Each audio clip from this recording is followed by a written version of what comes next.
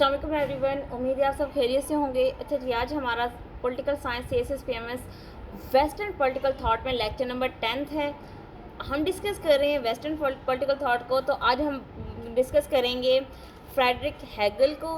तो हेगल जो है बेसिकली एक जर्मन फिलोसोफर हैं, जर्मनी से इनका ताल्लुक़ है। और अगर हम इनकी बात करें थॉट्स की, तो इनके जो थॉट्स हैं उनको हेगेलियनिज्म कहा जाता है। चीज़ों को थोड़ा इंटरलिंक करके थोड़ा सा आपको चीज़ें डिपिक्ट कर दूँ ताकि इसकी थ्योरी समझने में हमें आसानी हो जाए।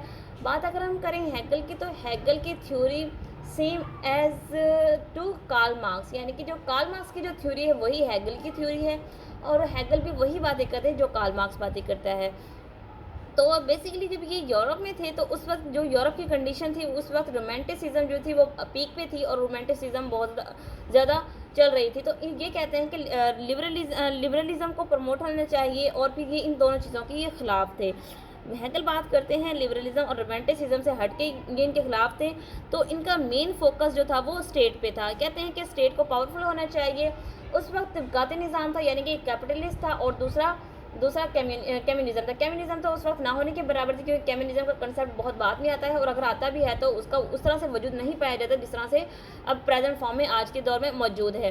तो हेगल का कहना है कि एक स्टेट उसी वक्त पीसफुल और प्रोस्पेरिटी की तरफ जा सकती है जब वो वहाँ पे जो एक्सप्लॉयटेशन है ख़त्म होगी, और जो स्टेट है वो कम्युनिज्म को अडॉप्ट करेगी और कैपिटलिज्म को ख़त्म कर देगी। तो कार्ल मार्क्स ने भी यही बात किया, और यही बात हेगल करते हैं। कहते हैं कि to be independent of public opinion is the first formal condition of achieving nothing great. कहते हैं कि हेगल कहते हैं कि फिर वो बात करते हैं ह्यूमन नेचर की। वो कहते हैं कि जो नेचर इंसान की है वो गुड नहीं है। यहाँ पे वो बात करते हैं कि हम यहाँ पे थोड़ा सा चीज़ों को एग्जांपल के थ्रू समझने की कोशिश करेंगे कि जब इंसान जो है उसके अंदर जो जंगली जिबलतें हैं वो पाई जाती हैं, क्योंकि इंसान जो बाय नेचर एक हैवान है, और कहा जाता है कि इंसान की जो तारीख इंसान पहले चिंपैंजीज हुआ करते थे। तो कहते हैं कि इंसान की जो जिबलत है, जो उसकी इंस्टिंक्ट है, वो हैवानियत वाली है। जब भी अगर हम बात करें इंसान को अगर एक अच्छा माहौल मिलता है तो उसकी जिबलतें दबी रहती हैं, और अगर वो माहौल उसका ख़त्म हो जाए,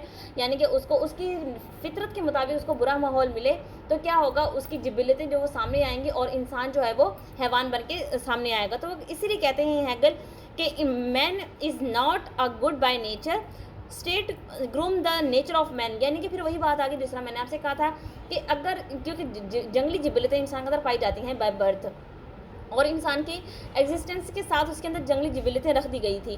तो कहते हैं कि जब एक इंसान बाय बर्थ वो अच्छा इंसान नहीं होता, बट स्टेट क्या करती है, जो कंट्री होता है, स्टेट होता है, उसका काम होता है उन्हें ग्रूम करना, उसकी अच्छी हैबिट्स को सामने लेके आना और बुरियों को ख़त्म करना। तो ये कब मुमकिन है, कि तभी मुमकिन है जब हम अपना फोकस करेंगे स्टेट पे, और स्टेट के अंदर हम कम्युनिज्म को लेके जाएंगे, कैपिटलिज्म को ख़त्म करेंगे, और इंडिविजुअल की जो लिबर्टी है उसको श्योर बनाएंगे, और इन तमाम चीज़ों को हम प्रोस्पेरस वे में देखेंगे, तभी चीज़ें पॉसिबल है। कहते हैं कि according to Hegel best government democracy and monarchy. कहते हैं कि मोनार्की और जो डेमोक्रेसी, इन दोनों को मिक्स कर दें, इन दोनों का मिक्सचर जो है वो बेस्ट फॉर्म ऑफ गवर्नमेंट बनेगा। क्योंकि जब डेमोक्रेसी है, यहाँ पे पब्लिक को राइट दिया जाता है क्योंकि अब अपने हेड ऑफ गवर्नमेंट या हेड ऑफ स्टेट को चूज़ करें, अपने लिए प्राइम मिनिस्टर या फिर जो भी अपने लीडर है उसको चूज़ करें। तो मोनार्की में क्या होता है, मोनार्की में एक सिस्टम चलता जाता है, तो जो कि एंड ऑफ द डे क्या होगा कि ये इन दोनों का मिक्सचर जो है वो एक बेस्ट फॉर्म ऑफ गवर्नमेंट बन जाएगा।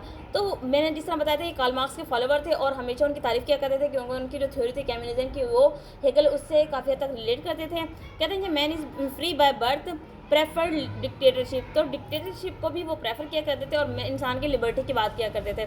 तो हेगल की थ्योरी जो है वो सारी की सारी कार्ल मार्क्स वाली थ्योरी है, और कार्ल मार्क्स के वो फॉलोवर हैं, और उनकी हमेशा तारीफ़ करते हैं, उनकी एडमायर करते हैं, और उन्हीं पर उनका इनकी राइटिंग्स में बहुत ज़्यादा इन्फ्लुएंस है। तो ये है फ्रेडरिक हेगल की थ्योरी जिसको हमने डिस्कस किया। उम्मीद है आपको चीज़ें समझ आ गई होंगी। इंशाल्लाह नेक्स्ट वीडियो लेक्चर में मिलेंगे नए टॉपिक से। तब तक अपना ख्याल रखिएगा। जज़ाकल्लाह, अल्लाह हाफिज़।